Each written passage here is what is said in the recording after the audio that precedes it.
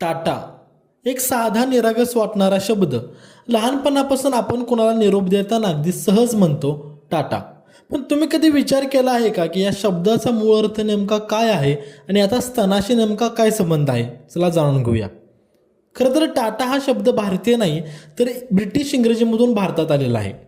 1823 साली या शब्दाचा पहिल्यांदा इंग्रजीमध्ये वापर झाला आणि नंतर 1940च्या दशकामध्ये TTFN म्हणजेच टाटा फॉर नाऊ या रेडिओवरील गोंडस वाक्यामुळे तो अधिक लोकप्रिय झाला. आणि विशेष म्हणजे लहान मुलांना निरोप देताना या शब्दाचा वापर अधिक केला जातो. पण या शब्दाचा अजून एक अंग आहे जे थोडं गोंधळात टाकणार आहे. अमेरिकन स्लँगमध्ये टास हा शब्द स्त्रियांच्या स्तनासाठी वापरला जातो आणि हे नाव सौम्य आणि बालसुलभ पद्धतीने वापरलं जातं. जसं की आपण बुबू, नाना असे शब्द लहान मुलांसाठी वापरतो. तर आपण टाटा म्हणतो तेव्हा त्यामागे खरं तर निरोपाचा सुंदर हेतू असतो.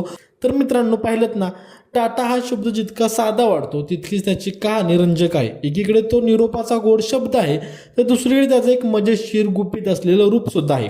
भाषेचं हे जादुई खेळणं तुम्हाला नेमकं कसं वाटलं हे कमेंट्समध्ये नक्की सांगा. आणि अशाच भन्नाट माहितीपूर्ण आणि थोड्या हटक्या गोष्टी पाहायला तुम्हाला आवडत असतील तर आमच्या स्पीडी चॅनल नक्की लाईक करा. धन्यवाद.